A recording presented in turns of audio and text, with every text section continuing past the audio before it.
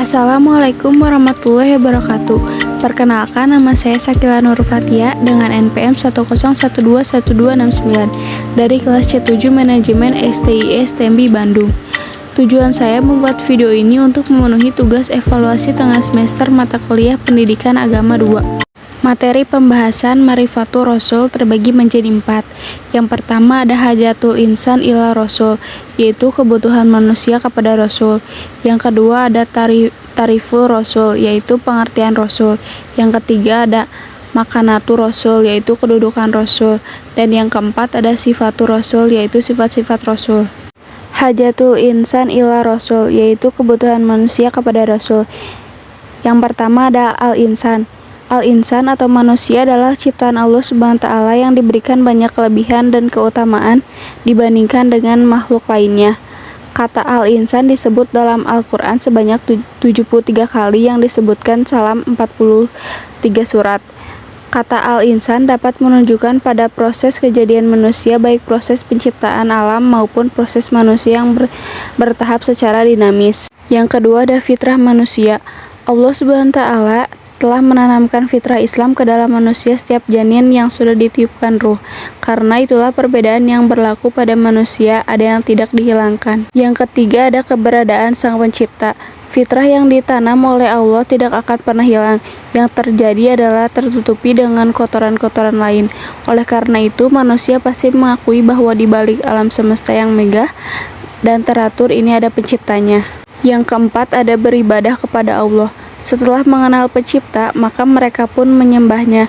Akan tetapi terjadi berbagai macam cara menyembahnya, yaitu menyembah berbagai dewa-dewi, binatang, arwah, matahari, dan malaikat yang dianggap anak perempuan. Yang kelima, hidup yang tertera. Fitrah yang mendorong manusia hidup secara teratur, mereka hidup berkelompok. Mereka menunjukkan satu orang sebagai pemimpin. Mereka mentaati aturan yang disepakati bersama atau yang ditentukan oleh sang pemimpin. Hanya saja karena ketiadaan petunjuk, akhirnya mereka merasa lebih tinggi dibanding lainnya. Dan akan terjadi penindasan, penjajahan, dan pembudakan. Yang keenam ada petunjuk Rasul. Untuk mengatasi dan menyelesaikan berbagai kekacauan itu, maka Allah mengirim para Rasul untuk memberikan petunjuk kepada umat manusia. Petunjuk itu berupa wahyu yang Allah turunkan kepada Nabi dan Rasul. Yang ketujuh, mengenal Sang Pencipta. Dengan petunjuk itulah manusia dikenal oleh para Rasul tentang pencipta satu-satunya alam semesta ini, yaitu Allah Subhanahu wa Ta'ala. Yang kedelapan ada panduan hidup. Para Rasul juga memberi petunjuk tentang aturan-aturan yang seharusnya menjadi pedoman hidup mereka. Bukan aturan-aturan yang dibuat mereka. Pedoman hidup itu seharusnya mampu mengarahkan manusia pada jalan yang lurus, bukan jalan yang menyimpang dan sesat. Dan yang kesembilan ada beribadah dengan benar. Berkat petunjuk Rasul, manusia mengenal Allah Subhanahu wa Ta'ala dengan benar dan mengikuti pedoman hidup yang sejati. Dengan begitu, manusia akhirnya dapat beribadah kepada Allah Subhanahu wa Ta'ala dengan ibadah yang benar. Beribadah dengan memurnikan ketaatan. Tariful Rasul atau pengertian tentang Rasul. Dari segi bahasa, Rasul berasal dari kata Rasulah yang berarti mengutus, sedangkan kata Rasul adalah bentuk infinitif, baca atau sandaran. Dari kata Rasulah yang berarti utusan atau seseorang yang diutus.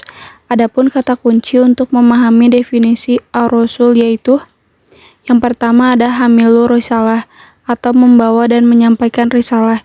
Yang kedua ada qudwatu tatbikir risalah, menjadi qudwah bagi umat manusia dalam melaksanakan ajaran yang dibawa.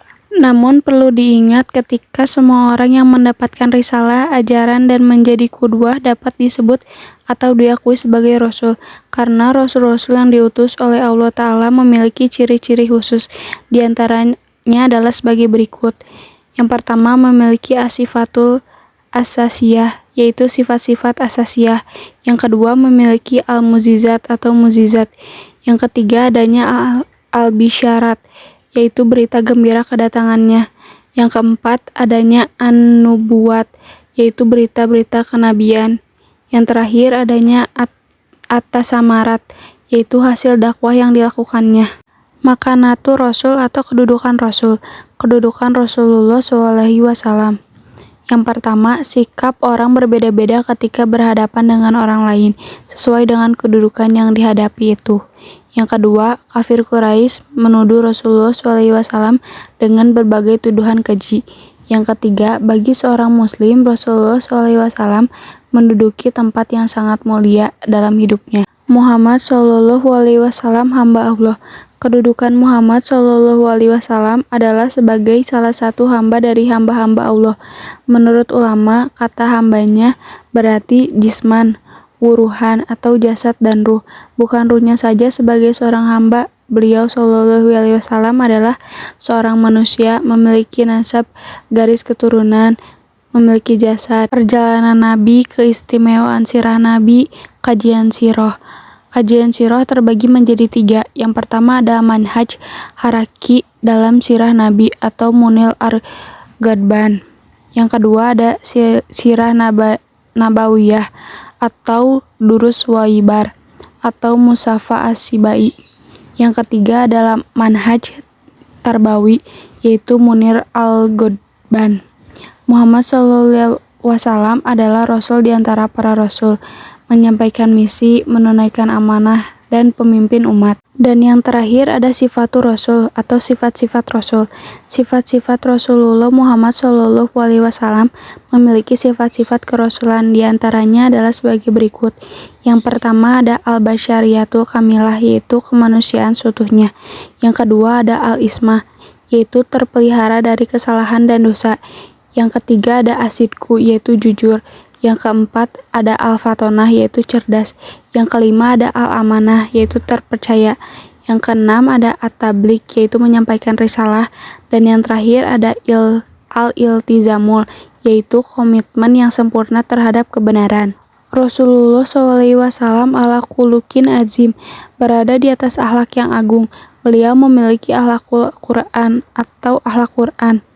Maka kewajiban kita selaku umatnya adalah menjadikan beliau sebagai uswatun hasanah, yaitu suri teladan yang baik.